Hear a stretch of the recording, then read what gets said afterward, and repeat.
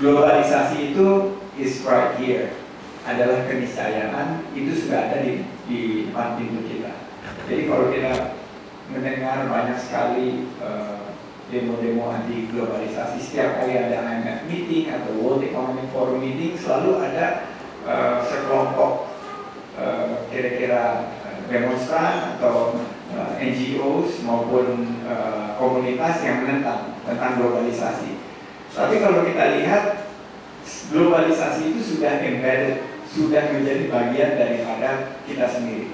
Oke, namakan sebuah negara yang sangat anti globalisasi, Venezuela, Hugo Chavez, siapa yang tidak kenal Hugo Chavez. Tapi kalau kita bedah, ternyata Venezuela dalam capital formations daripada ekonomi mereka, 86% daripada capital formations di Venezuela itu dari modal asing. Itu dari Venezuela. Kita bicara Malaysia. Saya pernah mengundang waktu menjadi ketua umum di 2006 Mahathir Mohamad. Saya bilang Anda sangat mengkritik kebijakan Barat, kebijakan tentang Amerika, Inggris terhadap ekonomi Malaysia dan negara berkembang yang lainnya. Tapi kalau dilihat penetrasi foreign direct investments di Malaysia 6 kali lipat lebih deras daripada Indonesia. Apa sih rumusnya? Atau apa yang kita pelajari? Dia bilang gini, Sandi, dia panggil saya Sandi karena saya kebetulan teman putra beliau, bahwa kita mungkin dari segi nasionalisme itu harus relevan, tapi dari segi membangun bangsa kita nggak bisa pilih-pilih modal yang dari mana. Yang penting harus satu, membawa teknologi transfer, membawa know-how, membawa knowledge, membawa juga kemaslahatan bagi ekonomi bangsa kita. Mau itu uang dari Amerika, mau itu uang dari Eropa, mau uang itu dari China, dari India, tapi begitu mereka masuk, kita harus mampu berdiri di kaki sendiri. Meaning bahwa rule is a rule, dan kalau capital itu sudah masuk ke Indonesia harus ikut aturan kita. Nah ini yang saya pelajari, bahwa dalam era globalisasi itu nasionalisme sangat-sangat relevan. Jadi yang sekarang teman-teman bicara, apalagi musim kampanye, bahwa nasionalisme itu harus menentang free trade atau benar. Saya setuju kita menentang free trade, tapi fair trade harus kita fair trade yang sangat bijaksana dan sangat pas itu harus kita lakukan. Kita harus menolak impor. Nggak bisa. Dalam suatu pola perekonomian itu impor adalah bagian daripada kita menumbuhkan perekonomian kita. Nah kadang-kadang pembicaraan seperti nasionalisme yang sempit atau menolak impor atau menolak intervensi asing itu terdengar sangat romantis, sangat kira-kira enak didengar, tapi sebetulnya nggak akan mungkin bisa dilaksanakan. Jadi mungkin sedikit flashback dari beberapa poin tadi. Saya ada beberapa slide untuk memandu, tapi saya akan alokasi waktu yang sangat panjang untuk kita bisa berdiskusi. Mungkin pertama kali kalau kita lihat Soekarno yang paling anti globalisasi, anti Amerika, he was sitting side by side with John F. Kennedy. Ini kejadian ini awal tahun 60-an. Walaupun kita memiliki ideologi berbeda, tapi ternyata kerjasama itu sudah terjadi dari sebelum dari presiden pertama kita, dari presiden kedua kita, Pak Harto juga dengan Bill Clinton dan terakhir tentunya Pak SBY dengan Obama. Jadi kerjasama ini sudah terjalin, dan politik aside, karena retorika politik itu nggak boleh kita campurkan dengan realita yang ada dalam globalisasi dan dalam kerjasama itu sendiri. Bung Karno pernah menyatakan, to hell with your aid. Tapi pada intinya kerjasama itu terjadi. Dia adalah salah satu presiden dari negara berkembang pertama yang bicara di Kongres Amerika. Jadi ini yang dia menyatakan bahwa berdiri sama tinggi, duduk sama rata terhadap hubungan antara Indonesia dan Amerika. Dan saya ingin menyatakan bahwa dalam kerjasama itu kita nggak boleh memandang diri kita tuh inferior. We're a big country. Kita 250 juta rakyat, dan dalam kurun waktu 20 tahun lagi akan mencapai 300 juta. Kita ini demokrasi terbesar nomor 3 di dunia setelah India dan Amerika. Dan kita menunjukkan bahwa demokrasi kita is a functioning democracy, bahwa ini berjalan gitu. demokrasi kita, dan walaupun relatif lebih mudah, kita udah bisa menghasilkan terobosan-terobosan yang baik. Tadi bicara mengenai kewirausahaan. Di Amerika itu sangat lazim suatu ungkapan from zero to hero. Dari nggak ada menjadi ada. Dari nobody menjadi somebody.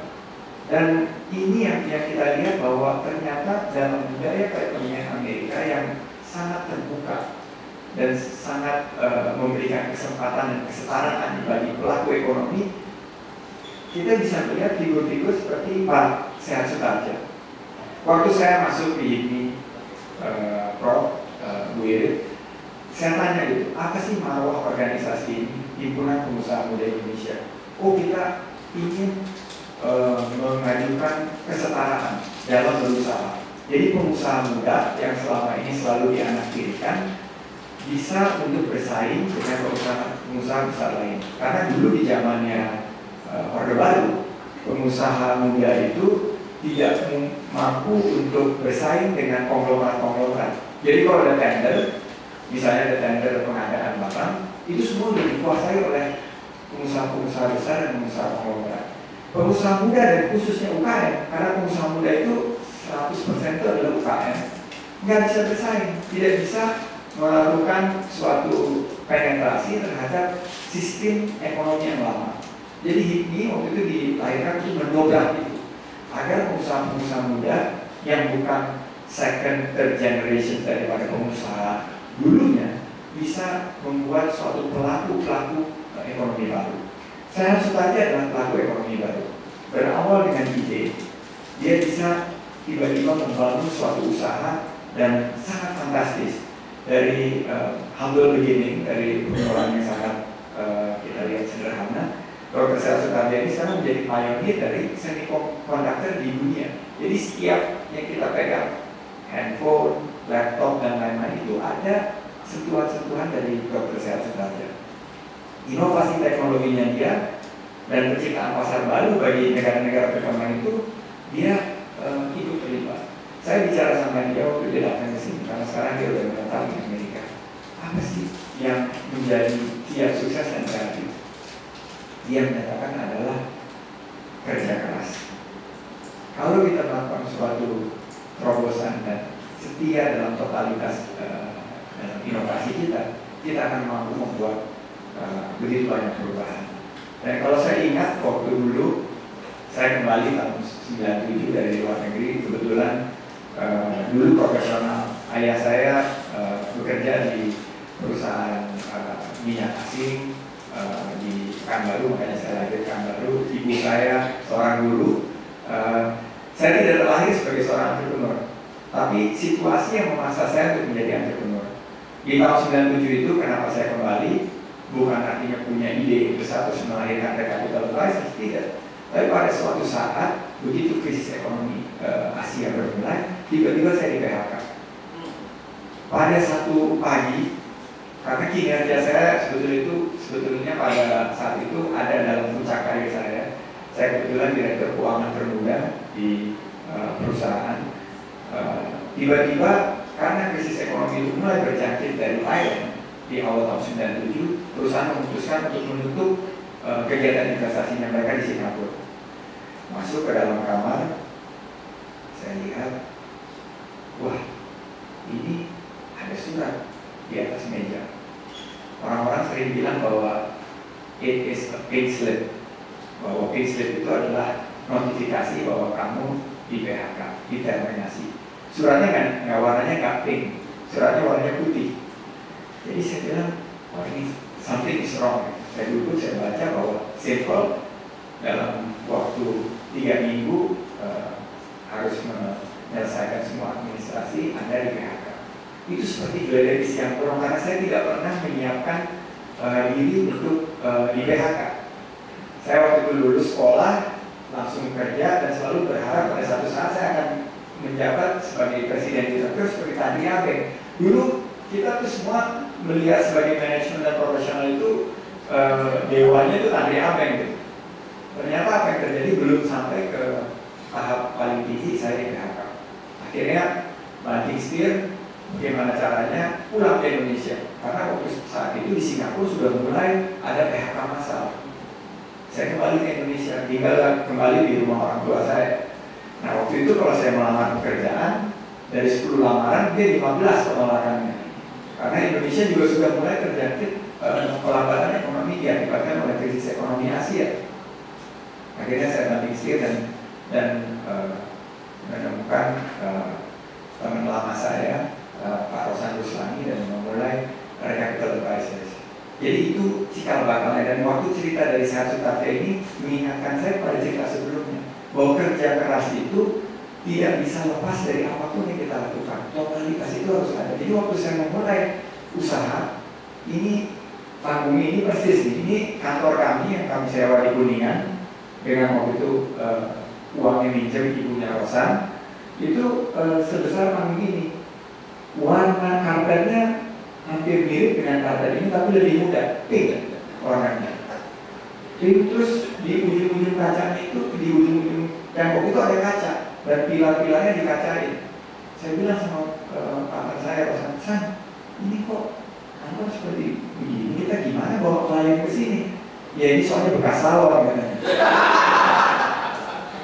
Tapi karena kita totalitas dan kerja keras, kita akhirnya ketemu kliennya di kantor mereka.